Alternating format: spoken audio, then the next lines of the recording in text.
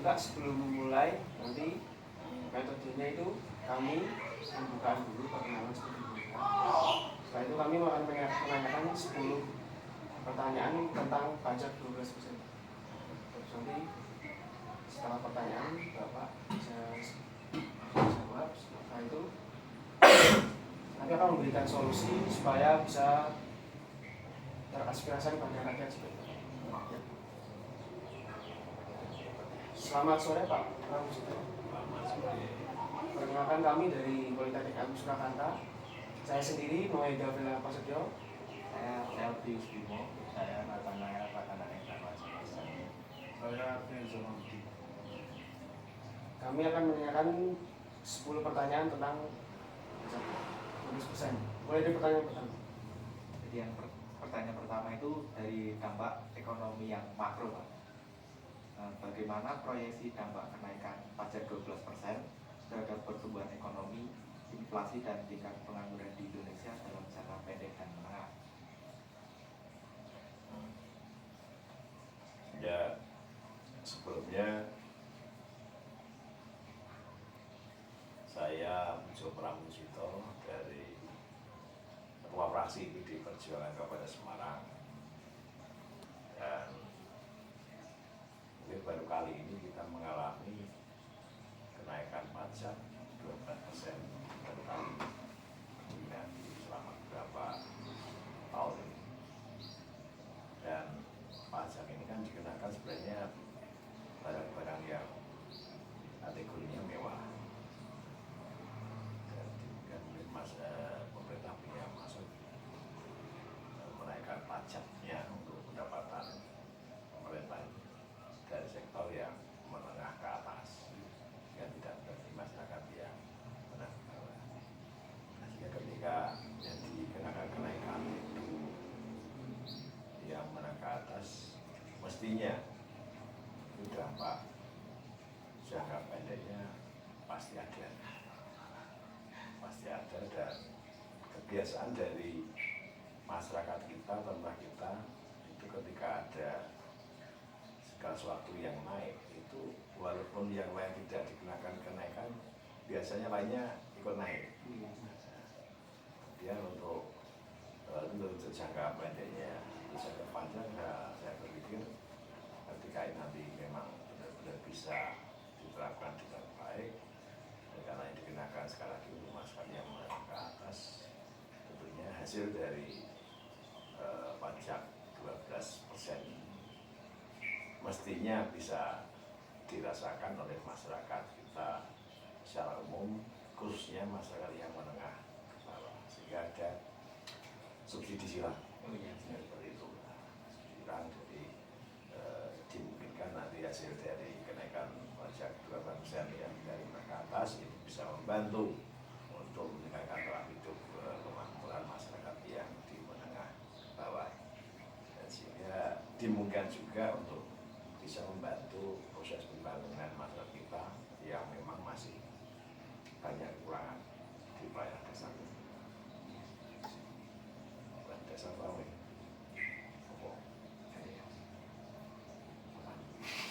desa masyarakat itu berarti ya pendidikan, kesehatan, dan perumahan, pelayanan dasar masyarakat kita.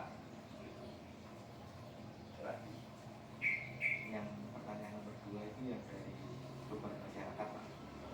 Sektor masyarakat mana yang diperkirakan akan merasakan dampak, bagaimana dampak paling signifikan dari kenaikan ini, dan bagaimana pemerintah berencana untuk mitigasi beban tersebut, terutama bagi masyarakat yang berpenghasilan rendah?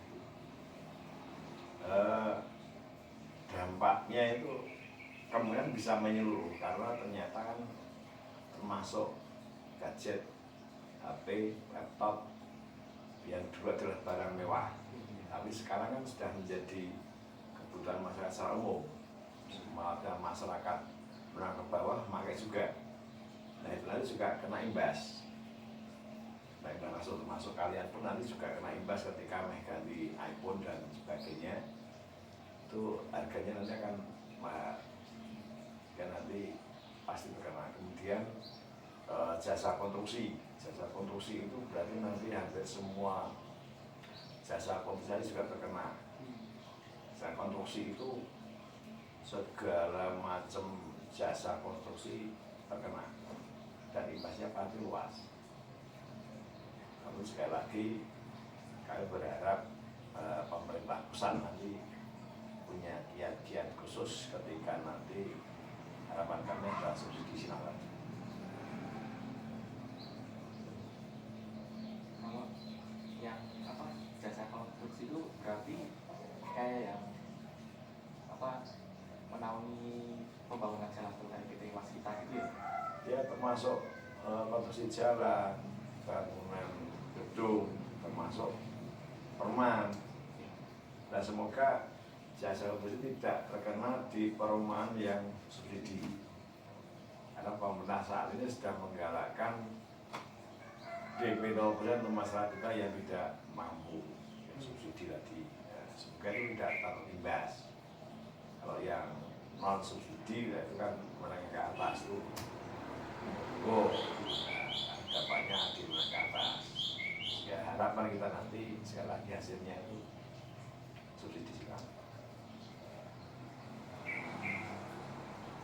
Pertanyaan ketiga Pak, kan tentu kan dengan kenaikan pajak 12% ini mempengaruhi daya beli masyarakat. Nah, menurut Bapak, bagaimana kenaikan pajak 12% ini mempengaruhi daya beli masyarakat secara keseluruhan? Apakah ada kekhawatiran tentang potensi penurunan konsumsi domestik? Kalau bicara masalah kesulitan perekonomian masyarakat itu udah dari dulu selalu sulit. Ganti rezim pun selalu ada kesulitan yang terjadi masyarakat, kemudian daya dukung ekonomi, daya beli masyarakat yang rendah dan sebagainya. Tapi kan yang namanya kehidupan terus berjalan. Tidak mungkin gara-gara kenaikan ini terus kehidupan itu berhenti. Tidak mungkin, kecuali kiamat.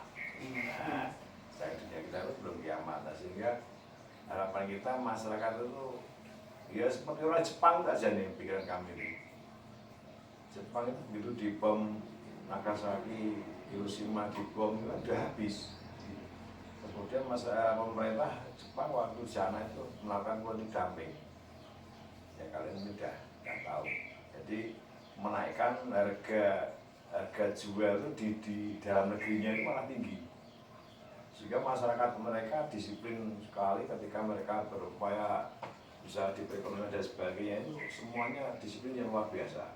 Sehingga walaupun belanja di negeri sendiri itu dengan harga yang mahal, mereka bisa dan menjadi negara yang luar biasa maju. Nah, Indonesia kebalikannya, setelah dijajah tidak dibom, tidak habis, tapi segala sesuatunya subsidi. Nah, masyarakat sudah dibiasakan dengan pola bantuan, sumber gage, gratis. Nah, ini sebenarnya menurut kami kalau kita evaluasi dibandingkan dengan Jepang yang waktu sama-sama, cuma kondisinya Jepang itu penjajah, kita itu dijajah. Karena seperti itu kita ketinggalan jauh dengan Jepang, karena kita sudah terbiasa dengan yang namanya ya tadi subsidi silang, bantuan PSN dan sebagainya.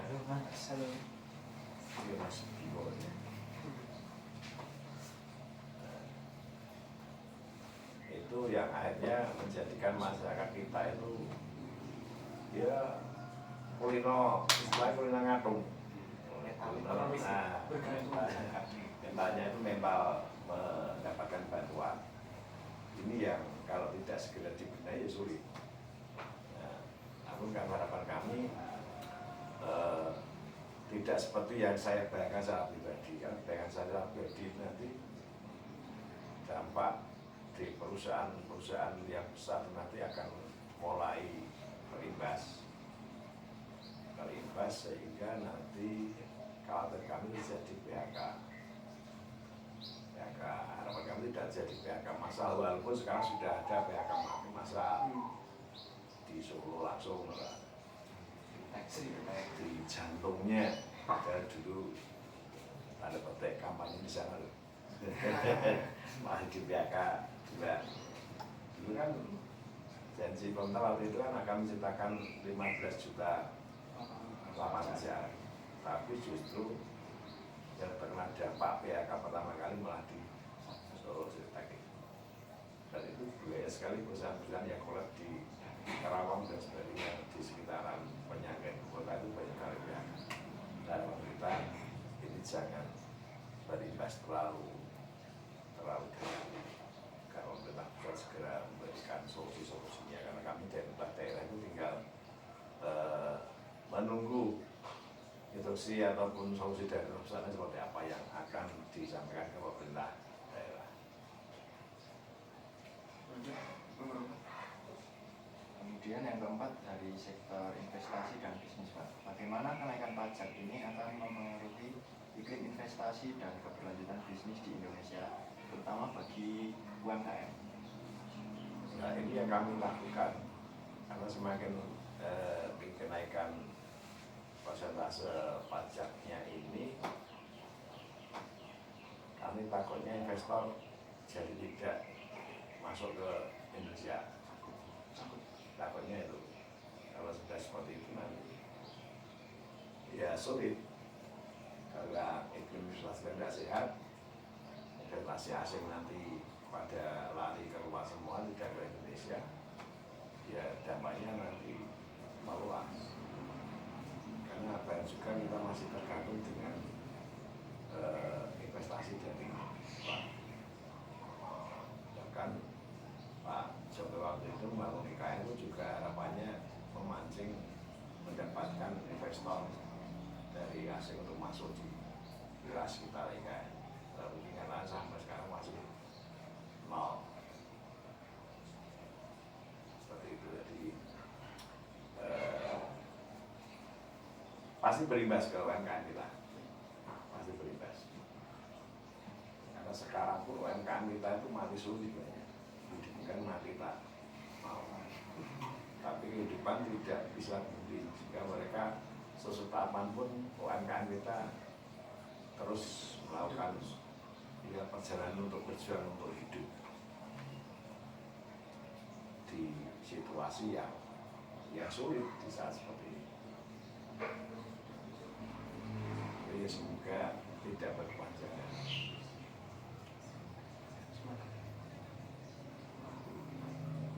Pertanyaan yang kelima, sektor prioritas.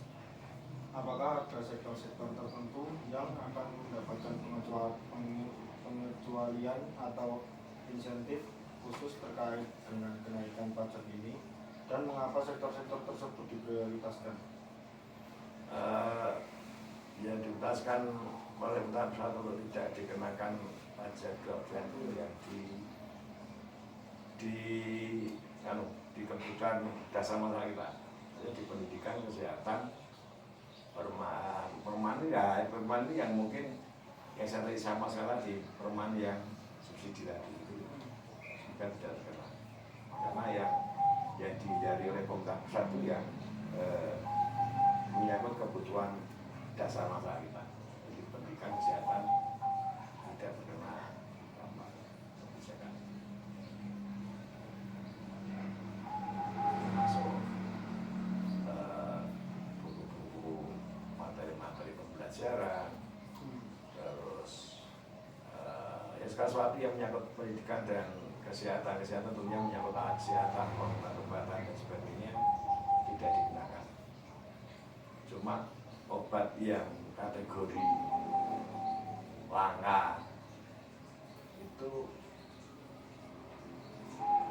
apakah juga tidak terkena atau enggak kita belum tahu, karena obat itu berbagai macam jenis, ada yang murah, ada yang menengah, ada yang istilah ini obat seperti obat sing langsung mari, sing langsung mati ya.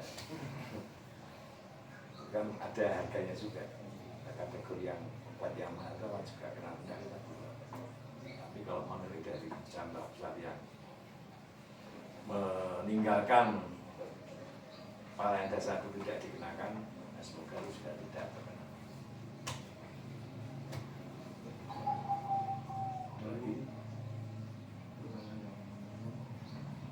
Transparansi dan akuntabilitas.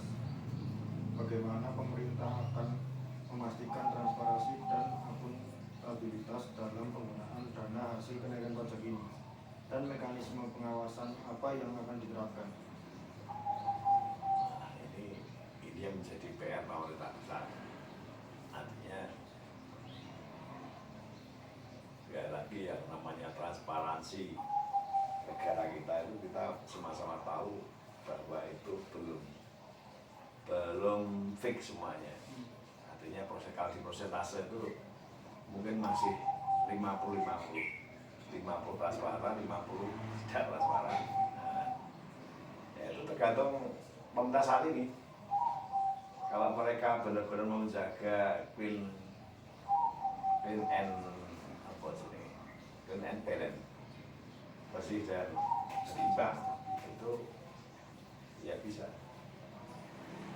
Nah, kita harus mempercayakan sepenuhnya ke pemerintah pusat saat ini yang sedang memerintah untuk bisa menjalankan tugas pokok fungsinya, termasuk dalam pengelolaan adanya kenaikan pajak bulan ini, agar bisa setransparan mungkin dan semaksimal mungkin penggunaannya tepat sasaran. Kita hanya bisa membantu doa agar yang di pusat sana itu benar-benar bertanggung jawab dengan tupoksinya, tugas pokok fungsinya. Intinya sudah ada disalahgunakan, padahalnya malah dikorupsi dan sebagainya. Saya izin tanya Pak, kalau ada enggak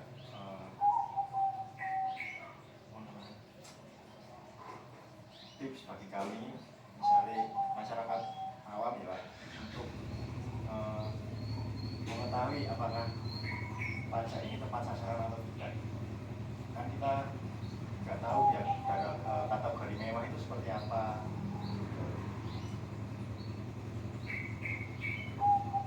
Ya, adik-adik mahasiswa tentunya ya selama ini selalu mengkritisi kebijakan pemerintah dari daerah maupun pusat, itu memang harus mempelajari pajak 20% ini sedetail mungkin. Artinya apa saja yang bisa dikategorikan di dalam barang mewah, apa saja yang dikenakan pajak 12% ini, mana yang tidak. Nah, ini harus dipelajari benar-benar. Kemudian ketika sudah dipelajari benar, menjadi tahu, sebenarnya mobil mewah seperti apa, CC apa CC-nya, 4 tahun pembuatannya, atau apa yang menjadikan dia menjadi kategori mewah. Karena pajak kendaraan sekarang sudah naik. Itu harus tahu lah. Kalau kalian belum tahu spesifikasinya, ya kalian belum bisa nanti akan melihat kondisi langsung di masyarakat. Biasanya ketika ke pasar misalnya, itu si kategori mewah itu yang mana? Membaca ini kan orang si kategori mewah. Kalau ada ya itu menjadi materi untuk pengawasan. Harapan kita memang terjadi transparansi tadi. Jangan sampai nanti di era saat ini muncul gayus-gayus. Masih kan gayus? Nah, itu yang malah pajaknya dikemplang itu. Akhirnya masyarakat jadi tidak percaya dengan pengelolaan pajak, hasil pajaknya. Nah, itu pemerintah pusat punya tugas khusus dan yang memberantas mafia pajak seperti itu, agar tidak muncul lagi di era saat ini gayus-gayus baru, karena potensi itu terbuka sekali dengan pajak dan sebagainya. Nah, semoga ini tidak jadi lagi ya, sehingga pengawasan dari masyarakat, dari semua lapisan masyarakat, termasuk anak-anak sekolah, termasuk yang kuliah ini, bisa mempunyai keluasan untuk pengawasan itu. Apalagi sekarang modelnya ketika menemukan suatu yang tidak tepat sasaran, viralkan langsung. Tapi untuk memviralkan itu kan kalian harus punya pegangan spesifikasi apa barang yang dikenakan di pajak. silakan sebenarnya daerah kena. Jadi apa laptop televisi yang bilang ini kalau televisi nangkongnya rambut kena. Televisi dong suka-suka itu yang kena. Tapi yang laptop dan HP ini yang kamera ini jelas pengaruhnya langsung karena hampir semua masyarakat pegang HP kan. Cuma HP-nya nanti sing kena pajak dua benar dan mana yang tidak itu nanti saya juga belum tahu. Apakah HP ini Pak Cito sing jadul lebih kena ora? Apa semua HP udah belum sampai tes fokus yang kategori iPhone ya kita masih ingat kerangka pelajari juga kriteria kerja yang disebutkan oleh pajak 2% perkembangan. Kemudian selanjutnya dari segi pajak progresif dan regresif, Pak. Bagaimana kenaikan pajak ini akan mempengaruhi struktur pajak di Indonesia? Apakah akan lebih bersifat progresif dalam arti lain membebani yang kaya lebih besar atau regresif membebani yang miskin lebih besar? Ya nak, tujuan kenaikan dari pajak 2% dari pusat kan ya progresif. Artinya ya dikenakan itu yang menengah ke atas tadi untuk hasilnya nanti membantu masyarakat yang menengah ke bawah. Tujuannya itu. Jadi sebenarnya sederhana saya ini kalau pemerintah pusat. Karena pemerintah pusat itu pengen menggali pendapatan dari masyarakat. Cuma ternyata ini kan munculnya pengenaan pajak 12% ini di beberapa sektor tentunya di bangsa kita saat ini. Mungkin pemerintah pusat terus kangen gaya inovasi opo sing iso mendapatkan pendapatan yang paling gampang ya udah kayak pajak itu. Lah harapannya progresif. Saya sampai nanti menjadi regresif. Justru masyarakat merata yang karena jadi korban. Harapan kita itu jangan sampai terjadi. Ya kita tinggal kemudian nanti di perjalanan seperti apa. Sambil kita juga melihat, mengawasi dan menyampaikan masukan ke pemerintah. Oh ternyata ini temuannya seperti itu.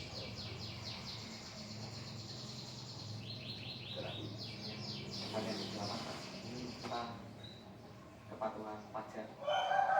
Strategi apa yang akan diterapkan pemerintah untuk meningkatkan kepatuhan pajak setelah kenaikan tarif ini, dan bagaimana mencegah potensi pengenaan pajak yang mungkin marak terjadi, Pak? Ya, jadi karena pemerintah harus selalu meningkatkan sosialisasi ke masyarakat. Karena pajak 2% ini harus disuarakan ke masyarakat sampai di seluruh elemen masyarakat.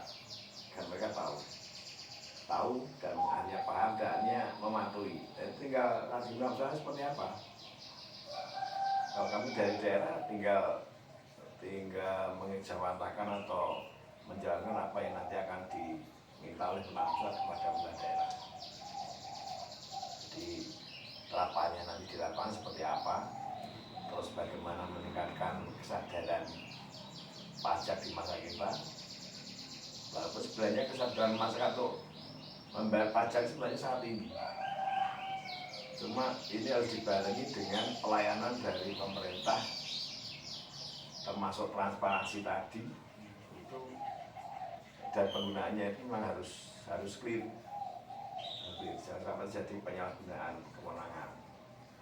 Jangan sampai nanti sajane ra kenal dikenai, akhirnya malah diterang Bojonegoro, Bojonegoro kantong. Itu rawannya di situ. Karena masyarakat tidak tahu jenis barang apa saja yang terkena pajak itu, mereka dengan kewenangannya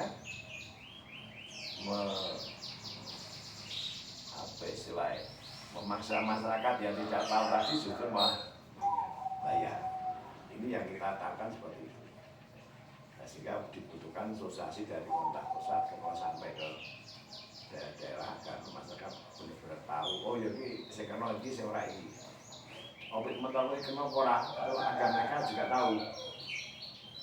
Kalau tahu pasti harusnya dia bayar. Nah, bagaimana agar masyarakat itu punya kesadaran tinggi untuk membayar pajaknya itu yang dibutuhkan. Masyarakat adalah kewibawaan dari masyarakat itu sendiri. Ketika pemerintah itu bersih, transparansinya luar biasa, kemudian tidak menjadi penyalahgunaan dan sebagainya, saya kira masyarakat itu percaya. Tapi kalau nanti pemerintah justru terjadi penyalahgunaan wewenang, terjadi penyalahgunaan kekuasaan, ya nanti masyarakat menjadi antipati membayar pajak. Jadi semuanya menuju kembali ke pemerintah. PR dan pemerintah untuk bisa menjaga marwah pemerintah agar bisa punya wibawa. Untuk punya wibawa itu ya harus bersih, harus clear. Ada berjalan semuanya baik, ya masyarakat pasti akan percaya untuk bayar pajak. Tapi sekali terjadi, terus masyarakat harus pegang bayar pajak. Iya. Jadi mutasannya harus dicontoh masyarakat. Termasuk pemegang kewenangan pun juga dicontoh untuk benar-benar membayar pajak. Maksudnya ada malah nanti mereka yang di atas malah menghindari pajak itu. Kan sering terjadi loh. Adalah oleh pajak. Kayak ada di pesawat oleh pajak malah penguasa-penguasanya menghindari pajak.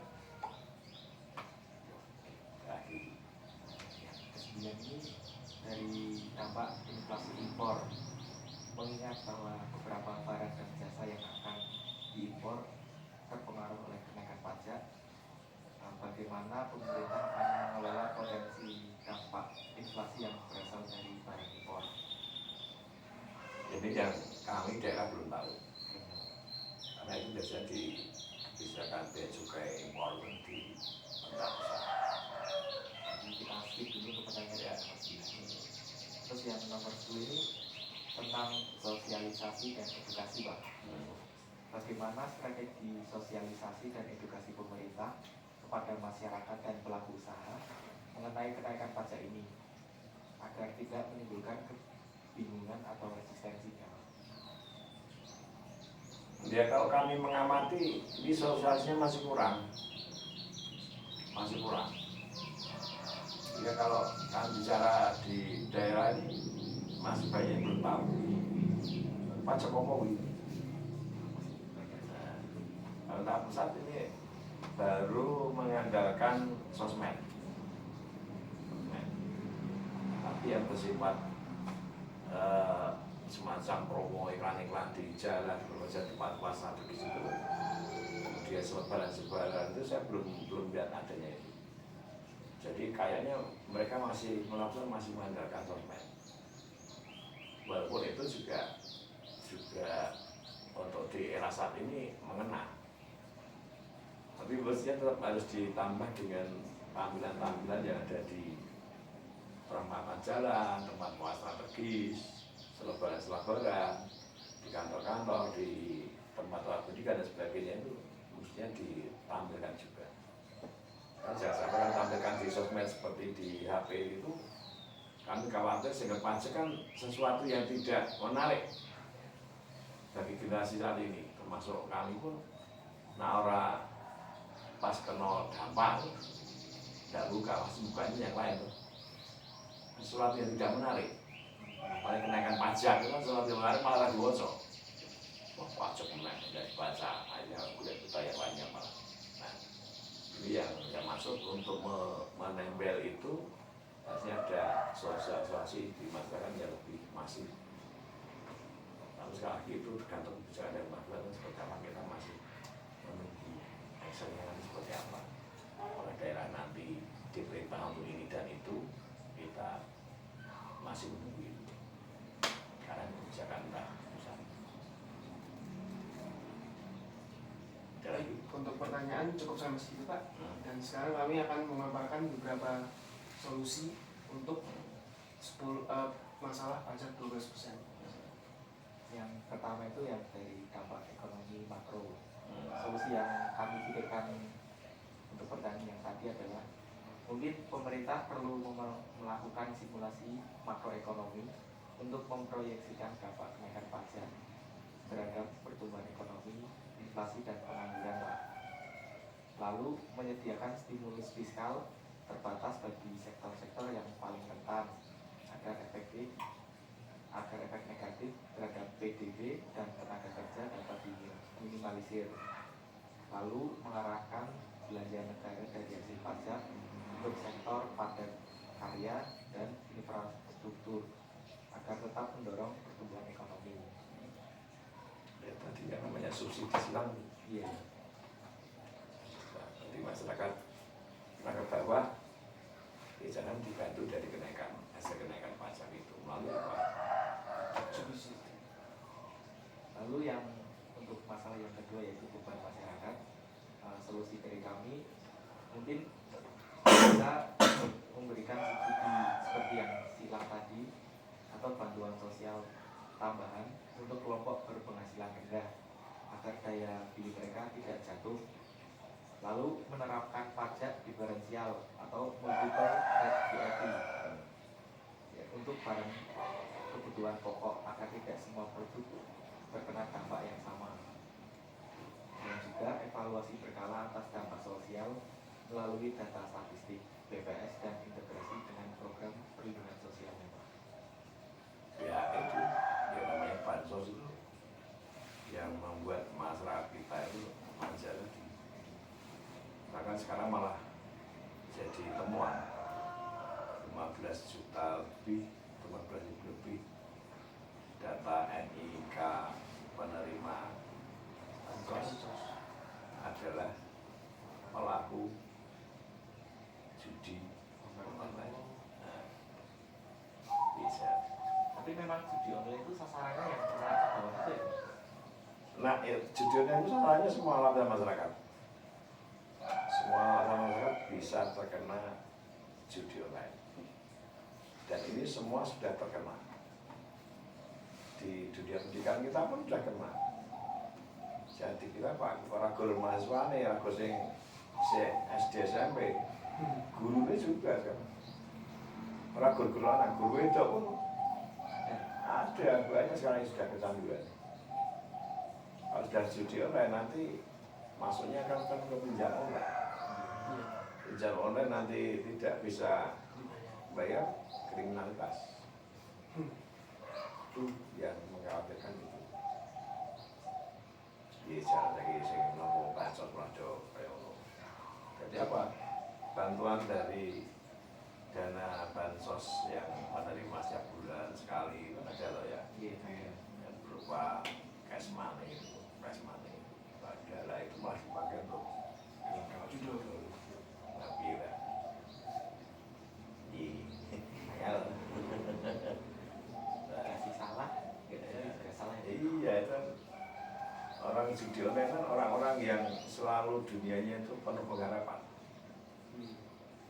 Saya gagal, oh, sesuatu harapan.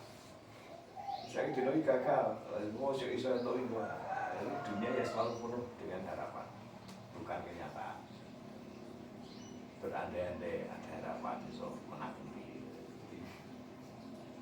Akhirnya ya wis bablas. Saumai lah. Itu yang penyakit masyarakat kita saat ini seperti itu, tantangannya seperti itu. Jadi mesti Kemensos juga harus mengevaluasi bansos-bansos ini. Karena kalau saya pribadi tidak sepakat karena itu membuat masyarakat tergantung dan menggantungkan dunia dari bansos ini. Ada manja pengen boleh hasil tongkang naik, wah pintu ini tambahan.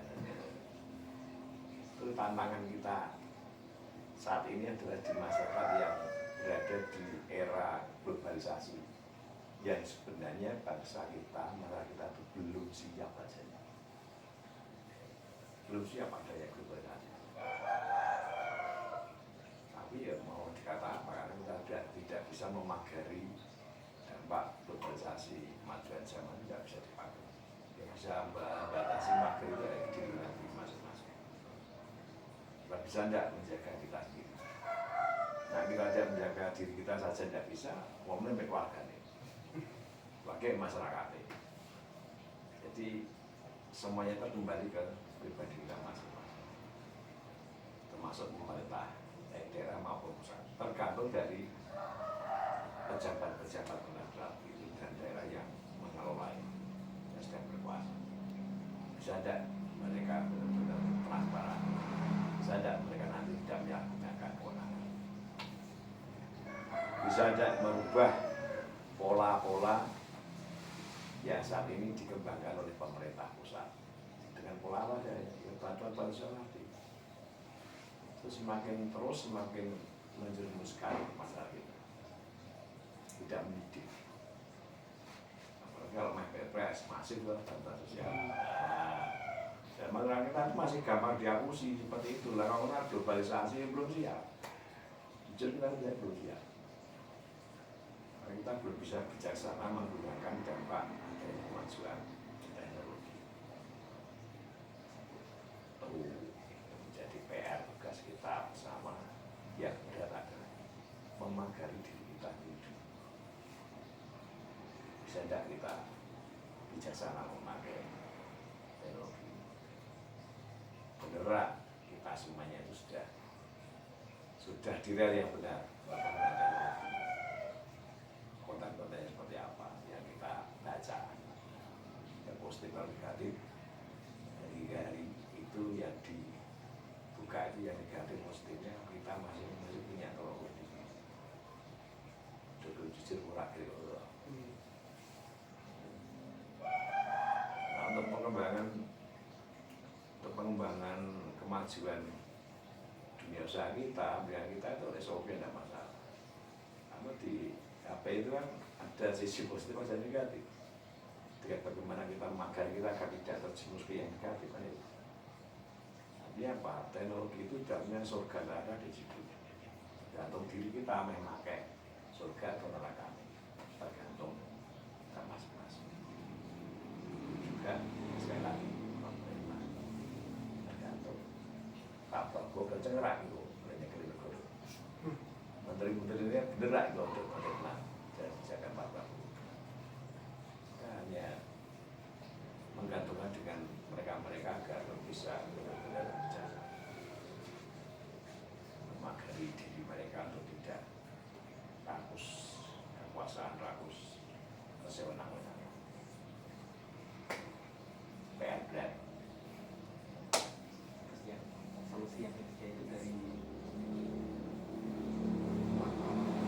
masyarakat yang lupa. Kami memiliki solusi yaitu mungkin pemerintah bisa menyesuaikan besaran pajak bertambah nilai atau PPN pada sektor-sektor konsumsi dasar agar tetap terjangkau. Lalu mendorong promosi produk lokal UMKM dengan insentif agar substitusi barang tetap terjaga dan konsumsi tidak menurun gratis. Lalu mengadopsi kebijakan fiskal ekspansif pada sektor konsumen utama. Ya, kebijakannya mungkin bagus jika terapkan di lapangannya nanti. Dengan promosi yang dilakukan nanti benar-benar masyarakat tergerak ekonominya rendah. Itu juga tergantung dari kemampuan daya beli masyarakat sendiri. Di era saat ini kan pernah nggak kalian semua ngamati perkembangan kondisi pasar, utamanya pasar tradisional kita, semi tradisional dan semi tradisional. Semi tradisional itu pasar yang sudah dibangun, tapi jalannya adalah produk-produk masyarakat tradisional yang sudah bisa. Pernah ngamati? Pasar gede itu ya contohnya. Dia semua pasar. Hampir semua pasar itu sekarang sepi. Kondisi dalam pasar itu sepi. Yang ramai pembelinya, apa yang ramai penjualnya, pembelinya tidak ada. Sehingga promosi yang tadi disampaikan itu ada benar juga, karena sekarang contoh bukan orang lain, istri saya aja isu ini tidak beli keluar, cukup budget online ya Pak? iya. Terus beli bumbu masako itu tidak keluar rumah, sehingga satu hari itu bisa sampai 4-5 kali makan di datang. Contoh pil. Dan itu fakta. Pasar Bausari kalau udah jam setengah 8 ke atas sepi, ramainya pasar pagi dulu. Dan ramainya kenapa? Ramainya para penjual sayur yang pulang untuk pulang barang yang mau dijual rumah-rumah. Jadi masyarakat kita enggak, semakin tidak mau datang ke pasar, karena yang mau dimau itu sudah datang ke rumah masing-masing. Termasuk produk UMKM ini yang dihasilkan itu sekarang juga harus masuknya ke linknya yang online tadi. Itu makanya sekarang peluang yang terbuka di dunia usaha saat ini adalah peluang kerja secara banyak. Kayaknya anak-anak muda saat ini kayak rumah kerja kasih di rumah. Yang anu ya muslim yang saya sampaikan, yang muslim. Ternyata dia usahanya di rumah. Iya, online. Itu yang saya maksud alam yang ada di luar tapi positif. Karena yang negatif banyak sekali, memang dia tidak mau berusaha, nganggur benar. Banyak sekali. Kalau yang positif ternyata mereka bisnisnya itu cuma di rumah online itu. Jadi tidak mudah cuma mudah HP itu. Menawarkan barang ini nanti ya elegan dengan beberapa distributor itu, tinggal pesankan barang sampai dia sudah dapat transferan. Itu sekarang mudah seperti itu. Tantangan di dunia saat ini tidak semua UMKM kita berkembang dengan adanya kemajuan teknologi ini. Ini kan bisa masalah produk lewat online juga. Kalau mereka harus memajang di pajangan toko-toko di pasar itu akan sulit. Kan tidak ada yang datang. Tidak ada yang datang ke pasar, tidak ada yang datang ke toko. Mal-mal, toko-toko saat ini kan mulai sepi ya. Ramai cuma ketika hari raya. Nah, hari biasa sepi. Ramayana sering saya datang di hari biasa. Jam kerja biasa ini sepi. Ramai bal-balan sepak bola di sana saya bisa lengang. Hanya di hari liburan besar hanya saja. Di luar itu mereka belinya online.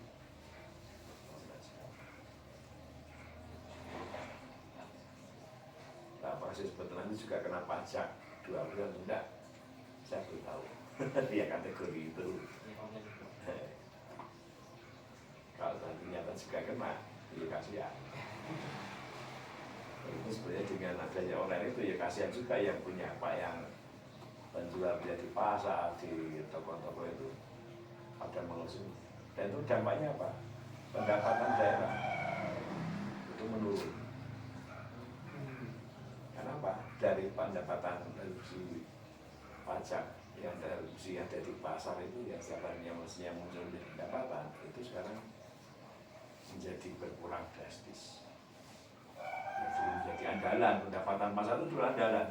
Sekarang tanda tanya. Bisa salah satu PAD-nya dari situ. Tapi masyarakat sudah tidak banyak yang mau datang ke pasar transaksi, kecuali ya tadi penjual-penjual yang mau ya kulaan dijual lagi gitu.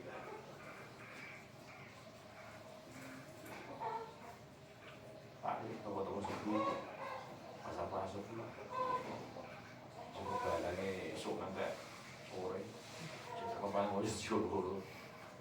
Itu kalau datang ke mana, kalau dan kalian mengamati memang seperti itu. Nah, rapatnya soal jangan cek aja. Pasar-pasar. Intinya dari segi investasi dan bisnis, terutama bagi UMKM. Solusi dari kami ya adalah menyediakan insentif pajak atau pengurangan tarif bagi UMKM agar tetap kompetitif dan tidak terlalu terbebani. Kemudian memberikan pelatihan literasi perpajakan dan keuangan kepada pelaku UMKM untuk meningkatkan efisiensi dan kepatuhan terhadap pajak. Lalu menunda kenaikan tarif untuk UMKM atau menetapkan ambang batas omset tertentu sebelum tarif 12% diberlakukan. Itu makanya kita harus tahu produk UMKM apa yang terkena pajak 2%.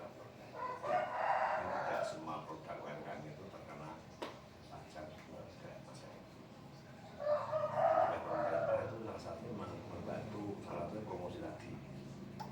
Gencar kemudian ya memberi bantuan stimulan permodalan, tambahan modal UMKM itu, dan mendorong UMKM itu untuk bisa mengikuti berwajib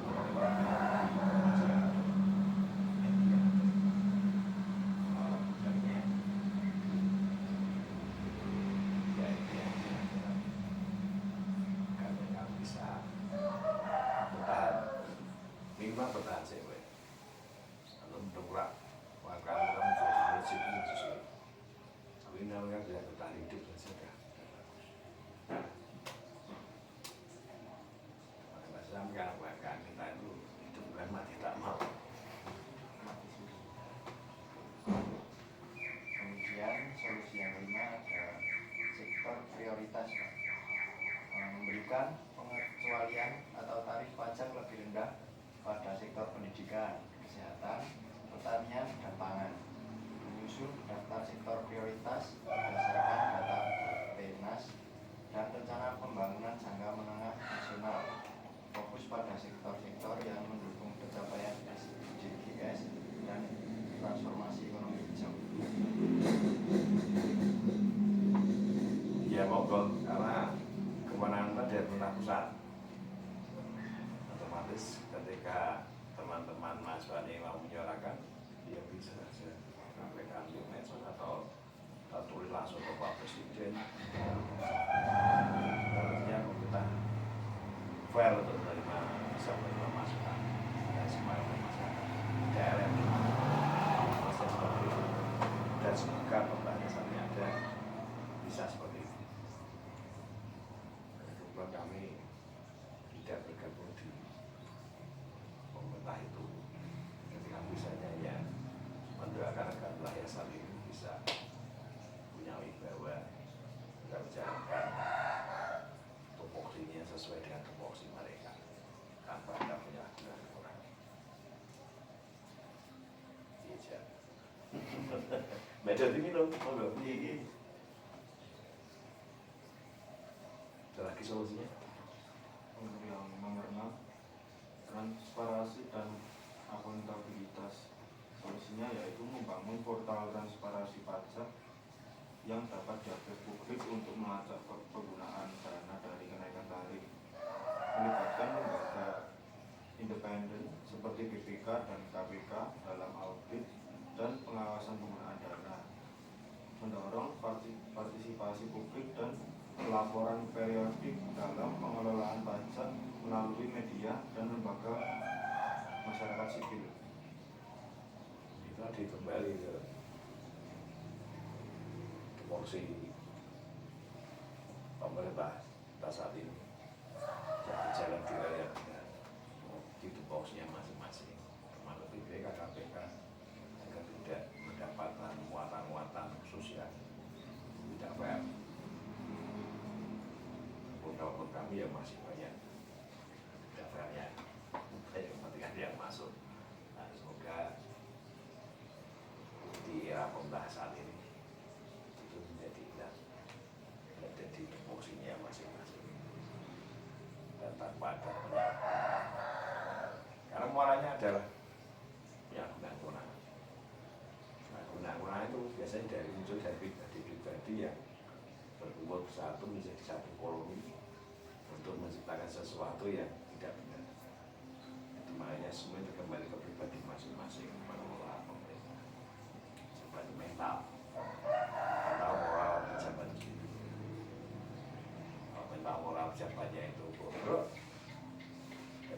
di KPK, ada di BPK, ya sudah habis diberikan komunitas, dikepolisian kan, nggak udah seperti itu ya sudah habis. Ganti generasi, tapi generasinya itu sudah dicekoki dengan hal yang negatif tadi. Ya ganti generasi, harapannya kita kan yang generasi yang seperti yang bawah itu terputus ganti generasi saat ini. Tapi nyata generasi saat ini sudah terdidik dengan pola-pola yang lama, nah, sehingga masih sulit untuk meninggalkan pola-pola lama itu. Nah semoga, sekali lagi baliknya itu semoga pemerintah saat ini bisa berlaku adil, walaupun adil juga sama.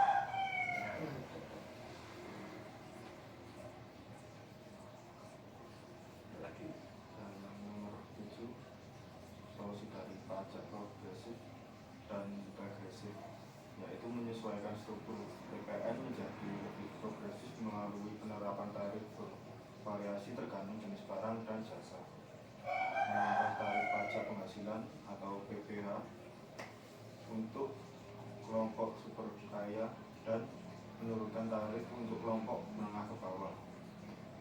Lalu melakukan reformasi perpajakan berbasis keadilan sosial agar pajak menjadi alat distribusi kekayaan. ya yang tadi kita masukkan ya itu, dikenakan pajak tinggi itu ya memang menengah ke atas. Itu ya malah menengah ke bawah ya sudah sulit.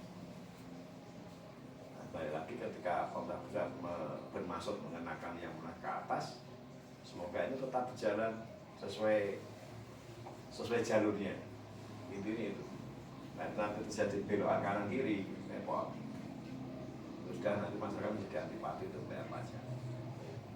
Kalau kami sepakat yang dikenakan tuh guru artis pengusaha yang suka tampil di medsos itu dikenakan, silakan sepakat untuk membantu yang bawah tadi. Bawah diatur dengan pola grip harga-harganya tadi ya mau saja. Pokoknya kembali ke para pelaku penguasa ini akan berjalan di raya. Lalu yang nomor 8, solusi kepatuhan pajak, yaitu meningkatkan integrasi sistem digital perpajakan seperti e-faktur, e-bukot, dan pajak berbasis NIK, memberikan insentif kepatuhan atau tax reward, serta hukuman administratif yang adil bagi pelanggaran, meningkatkan edukasi yang simplifikasi proses administrasi perpajakan bagi wajib pajak baru. Ya semoga bisa berjalan. Semoga bisa berjalan. Tergantung dari kesadaran masing-masing. Karena kepatuhan pajak itu kan sekali lagi harus dicontohkan dari yang memberikan kebijakan itu. Yang memberi kebijakan itu patuh enggak dengan perpajakan itu? Dan enggak dia membayar juga yang dikenakan kepada mereka? Masyarakat akan melihat ke atas. Nah, sebenarnya ketika saya dulu langsung bayar, masyarakat antipati nanti, kepatuhannya nanti jadi tidak patuh. Tapi kalau mereka yang di menengah atas nanti bisa memberikan contoh, memberikan contoh yang baik pada masyarakat pasti akan patuh. Masyarakat tadi ya dia sebenarnya ya di atas. Tuhan andure mau rakan parah ya masyarakatnya kira patuh gitu. Sehingga sekali lagi pemerintahan ini harus clear. Lembagaannya juga ditata dengan rapi, clear. Peluang-peluang untuk penyalahgunaan kewenangan nanti diminimalkan untuk tidak ada.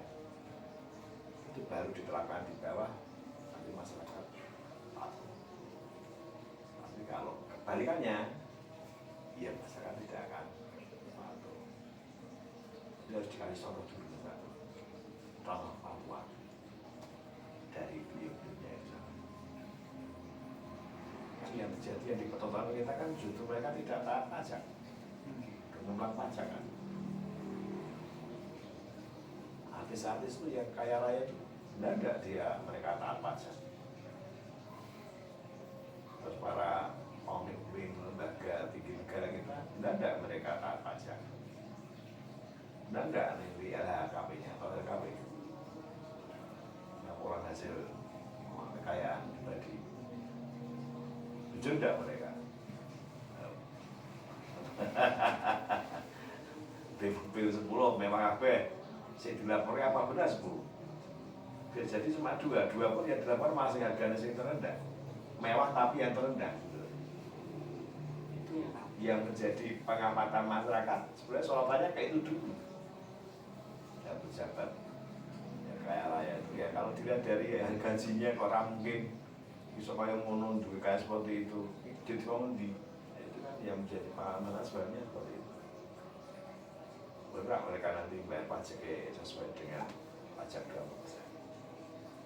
Kalau itu tidak bisa diberikan contoh ke masyarakat, tapi masyarakat harus patuh. Jadi mereka harus setuju.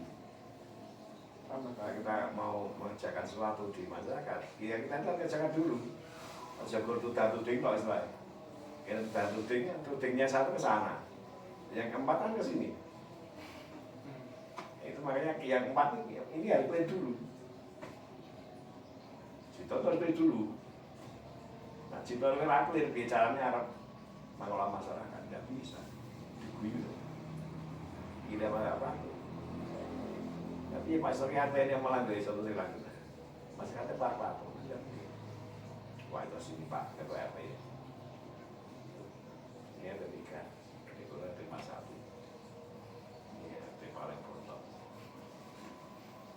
Ini beberapa keluarga ini gua menghabiskan aspirasi banyak. Tidak dihitung kos politiknya orang masuk.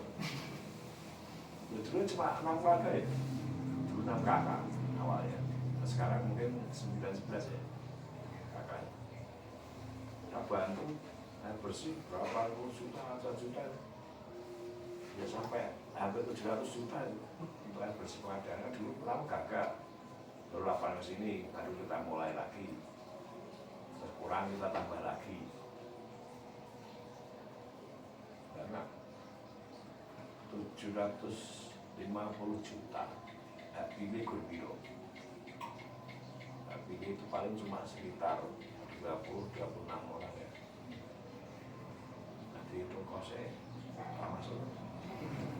Kos mahal. Tapi mereka warga negara Indonesia, KTP-nya desa kami, Kampung Semarang. Ya harus punya hak. Itu makanya adil tidak harus sama. Lupa itu semua dibantar kok kayak kono gitu, musuh milih gros mono adil tidak sama.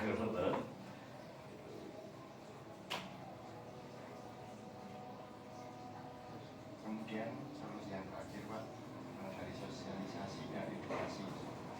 Solusinya yaitu menjalankan kampanye terpadu melalui media sosial, televisi, dan media lokal mengenai alasan dan dampak dari kenaikan pajak tersebut, mengadakan diskusi publik dan konsultasi dengan pelaku usaha dan organisasi masyarakat, kemudian menyediakan layanan konsultasi dan informasi publik yang khusus untuk mengedukasi terkait dengan pajak PPN 12 ini.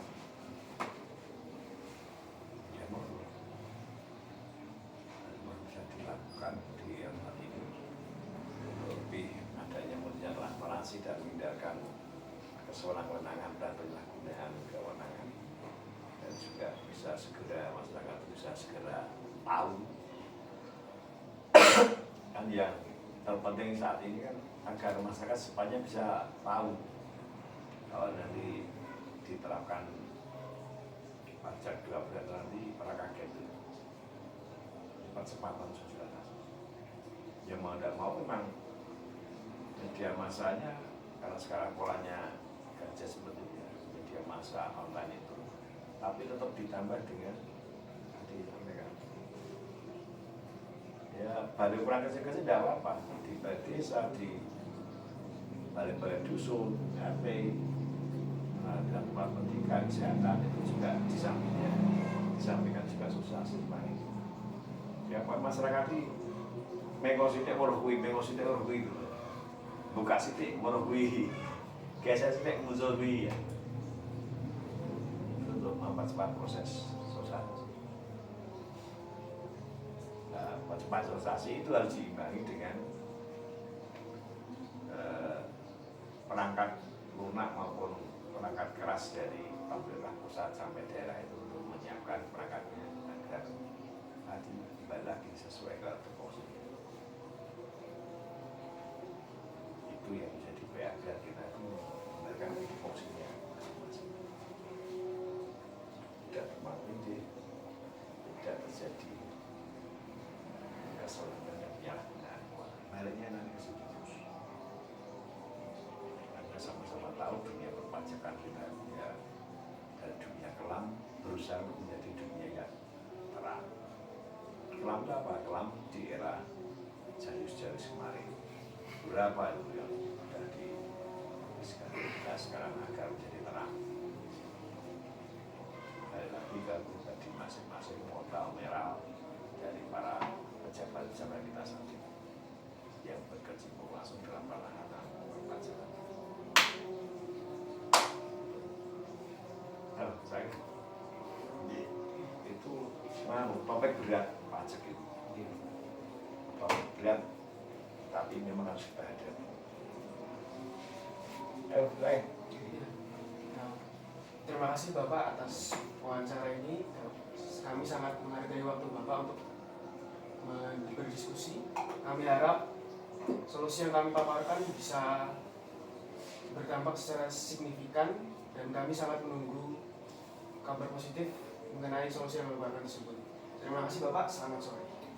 Ya, terima kasih, semangat dan besok menjadi SDM yang tidak seperti SDM yang benar-benar rame-rame jadi